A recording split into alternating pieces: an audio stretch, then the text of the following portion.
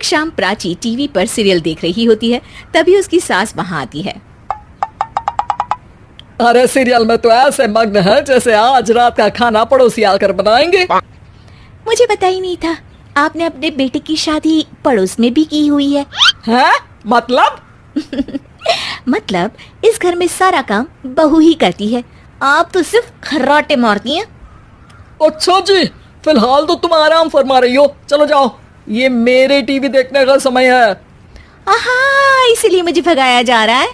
Sorry, अब तो बिल्कुल नहीं जाऊंगी। प्राची की इस बात पर दोनों सास बहू के बीच टीवी रिमोट के पीछे बच्चों जैसे छीना झपटी शुरू हो जाती है, जिसके बीच श्लोक भी काम से घर वापस आ जाता है। हाँ, आज मेरी चूहे बिल्ली की जोड़ी किस बात पर झगड़ रही है? अरे तेरे बीवी मुझे टीवी नहीं देखने दे रही।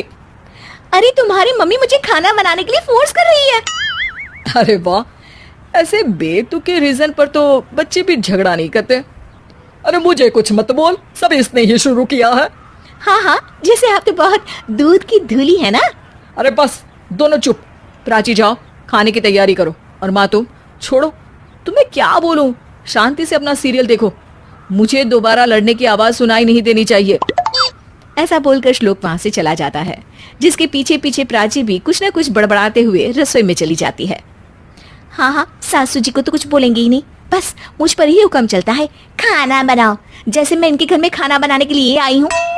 इसी तरह शाम बीतती है और रात को श्लोक और प्राची की सास खाना खाकर सोने चले जाते हैं, लेकिन प्राची गुस्से में कुछ खाए बिना काम में ही लगी रहती है।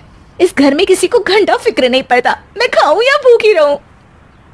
प्राची कुछ देर के लिए रसोई से बाहर जाती है और जैसे ही वापस आती है तो वहां दूध का भरा ग्लास देखकर हैरान रह जाती है। फिक्र पूरी है, बस दिखाना नहीं है। प्राची दूध पीकर सोने चली जाती है और अगली सुबह एक बार फिर सास बहू का कार्टून नेटवर्क स्टार्ट हो जाता है। ये तुमने ही किया है। अरे अजीब जबरदस्ती है, मैं बोल रही हूँ मैंने कुछ नहीं किया। दोनों ने मिलकर पूरे घर को पागल खाना बनाया हुआ है। यहाँ कोई नॉर्मल इंसान तो रह ही नहीं सकता, इसीलिए अब पड़ोसी क्या रिश्तेदार भी घर आने से कतराते हैं। और सुन बेटे, तू भी चंगा, तेरी माँ भी चंगी, तेरी बीवी भी चंगी, रिश्तेदार। हाँ जी, आपको नहीं पता क्या, गंगाधर ही शक्तिमान है, रिश्तेदार ही। हाँ हाँ, बस समझ गया।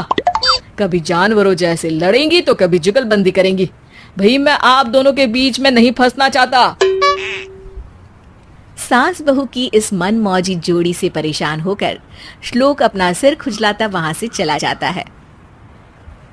चलो अब मैं भी कीर्तन में जा रही हूँ।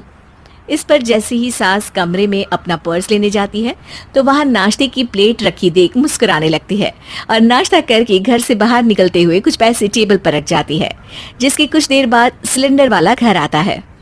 ओ मोरी मैया, मैं सिलेंडर के बारे में तो बिल्कुल भूल ही गई थी। घर खर्च के सारे पैसे भी मम्मी के पास है और श्लोक से बोला तो उल्टा 4 बात सुनाएंगे।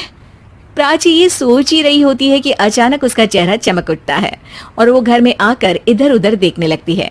तभी उसकी नजर टेबल पर रखे पैसों पर पड़ती है, जिन्हें वो सिलेंडर वाले को दे देती है। ये सब श्लोक देख लेता है। अच्छा बेटे, इतना बड़ा घोटाला, सबके सामने मैं तेरी दुश्मन और पीठ पीछे तेरी मेरी यारी। इस पर श्लोक एक प्लान बनाता है और शाम को सब एक साथ बैठे होने पर बोलने लगता है। माँ, तुम दोनों की बहुत लड़ाई होती है, इसलिए मैं सोच रहा हूँ कि प्राची को उसके घर छोड़ाऊं, इससे वो भी खुश रहेगी और तुम भी। अचानक श्लोक की ये बात सुनकर सास बहू शौक से उसकी तरफ देखती है। अरे ऐसे कैसे घर छोड़ाओगे, मुझे कहीं नहीं जाना। अरे तुमने बोला नहीं पर मैंने सुन लिया, तुम्हें मम्मी के साथ रहना अच्छा नहीं लगता, मुझे पता है। अरे वो अरे, जब बहू खुद कुछ काम बोले तो वो तुझे सुनता नहीं, और अब जो इसने बोला ही नहीं वो तू समझ गया। जब उसे नहीं जाना तो फिर जबरदस्ती क्यों कर रहा है?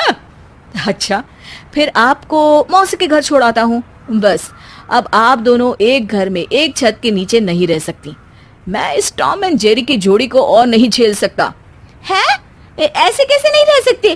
तुम्हें इतनी दिक्कत है तो तुम्हारा बोरिया बिस्तर पैक कर देती हूँ, लेकिन मम्मी जी कहीं नहीं जाएंगी। बिल्कुल यही सुनना था मुझे।